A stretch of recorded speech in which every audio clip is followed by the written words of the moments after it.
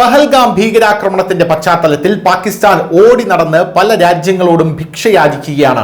പല രാജ്യങ്ങളും തങ്ങളെ പിന്തുണയ്ക്കണമെന്ന് പറയുകയാണ്. പാകിസ്ഥാനെ ആദ്യഘട്ടത്തിൽ പിന്തുണച്ചിരുന്ന ചൈനയും തുർക്കിയും പോലും പാകിസ്ഥാനിൽ നിന്ന് ഡിപ്ലോമാറ്റുകളെ പിൻവലിച്ചുകൊണ്ട് തങ്ങളുടെ പിന്തുണയില്ല എന്ന് പറയാതെ പറയുന്ന സാഹചര്യത്തിൽ ഇപ്പോൾ നിൽക്കുകയാണ്. തുർക്കി അടക്കം വലിയ രീതിയിൽ പ്രതിരോധത്തിലായി കഴിഞ്ഞു. അതിനുശേഷം പാകിസ്ഥാൻ റഷ്യയുടെ അടുത്ത് പോയിരുന്നു, പിന്നെ അമേരിക്കയുടെ അടുത്ത് പോയി പാകിസ്ഥാൻ ഡൊണാൾഡ് ട്രംപിന്റെ കാല് പിടിക്കുന്ന കാഴ്ചയാണ് നമുക്ക് കാണാൻ സാധിച്ചത്. ഡൊണാൾഡ് ട്രംപ് പറഞ്ഞത് ഭീകരവാദത്തിനെതിരെ ഇന്ത്യക്ക് പോരാടാനുള്ള, തിരിച്ചടിക്കാനുള്ള സകല സ്വാതന്ത്ര്യവുമുണ്ട് എന്ന് തന്നെയാണ്. പക്ഷേ മുസ്ലിം രാജ്യങ്ങൾ ആരെ പിന്തുണയ്ക്കുന്നു എന്നുള്ളൊരു ചോദ്യം അപ്പോഴും അവശേഷിക്കുകയാണ്. ഇന്ത്യയുമായുള്ള സംഘർഷം വർദ്ധിച്ചു വരുന്ന സാഹചര്യത്തിൽ മുസ്ലിം രാജ്യങ്ങളുടെ പിന്തുണ തേടാൻ പാകിസ്ഥാൻ ഇപ്പോൾ ശ്രമിക്കുന്നു എന്ന റിപ്പോർട്ടുകൾ പുറത്തു വരുന്നു. ഇപ്പോൾ ലഭിച്ച വിവരങ്ങൾ അനുസരിച്ച് 57 രാജ്യങ്ങളുടെ കൂട്ടായ്മ, OIC എന്നാണ് അതിനെ പറയുന്നത്, organisation of Islamic co operation എന്നാണ് അതിനെ പറയുന്നത്, പാകിസ്ഥാനെ പിന്തുണയ്ക്കാനായി ഇപ്പോൾ തീരുമാനിച്ചിട്ടുണ്ട് എന്നാണ് മനസ്സിലാവുന്നത്. ദക്ഷിണേഷ്യയിലെ നിലവിലെ സ്ഥിതിഗതികളെക്കുറിച്ച് പാകിസ്ഥാൻ അടുത്തിടെ OICയെ അറിയിച്ചിരുന്നു. അതേസമയം ഇന്ത്യയുടെ നടപടി രാജ്യത്തിന്റെ സമാധാനത്തിന് ഗുരുതരമായിട്ടുള്ള ഭീഷണിയാണ് എന്നാണ് പാകിസ്ഥാൻ പറയുന്നത്. എന്തായാലും ന്യൂയോർക്കിൽ നടന്ന OIC അംബാസഡർമാരുടെ യോഗത്തിൽ പാകിസ്ഥാൻ ദക്ഷിണേഷ്യയുടെ വിഷയം ഉന്നയിച്ചു. ഇന്ത്യ എടുത്ത തീരുമാനങ്ങൾ വളരെ പ്രകോപനപരവും രാഷ്ട്രീയ പ്രേരിതവും നിരുത്തരവാദപരവുമായിരുന്നെന്ന് UN-ലെ പാകിസ്ഥാൻ അംബാസഡർ അസീം ഇഫ്തിഖർ അഹമ്മദ് പറഞ്ഞു.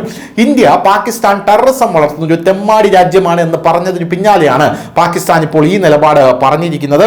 പോരാത്തതിന് ഇന്ത്യയുടെ നിലപാടും അതിന്റെ അനന്തരഫലങ്ങളും പരിഗണിക്കണമെന്ന് ഞാൻ OIC അംഗരാജ്യങ്ങളോട് അഭ്യർത്ഥിക്കുന്നു എന്നുമാണ് ഇയാൾ പറഞ്ഞിരിക്കുന്നത്. ലഭിച്ച വിവരങ്ങൾ അനുസരിച്ച് പാകിസ്ഥാനോടും അവിടുത്തെ ജനങ്ങളോടും ഐക്യദാർഢ്യം പ്രകടിപ്പിച്ചുകൊണ്ട് OIC അംബാസഡർമാർ പൂർണ്ണ പിന്തുണ അറിയിച്ചിട്ടുണ്ട് എന്നാണ് മനസ്സിലാക്കാൻ സാധിക്കുന്നത്.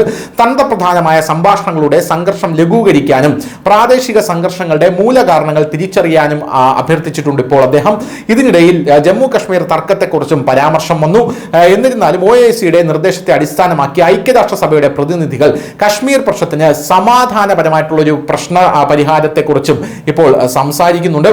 പാകിസ്ഥാൻ പ്രസിഡന്റ് ആസിഫ് അലി സർദാരിയും പ്രധാനമന്ത്രി ഷഹബാസ് ഷെരീഫും സുരക്ഷാ സ്ഥിതിഗതികൾ ചർച്ച ചെയ്യുകയും ഏത് അക്രമാത്മക നടപടിക്കും മറുപടി നൽകുമെന്ന് പ്രതിജ്ഞയെടുക്കുകയും ചെയ്തു. പാകിസ്ഥാൻ ഐക്യപ്പെട്ടിരിക്കുന്നുവെന്നും ഏത് ഭീഷണിക്കും ആക്രമണത്തിനും എതിരെ പ്രതികരിക്കാൻ പ്രാപ്തിയുള്ള സായുധ സേനയ്ക്കൊപ്പം നിൽക്കുന്നുവെന്നും ഇപ്പോൾ പാകിസ്ഥാൻ പറയുന്നുണ്ട്.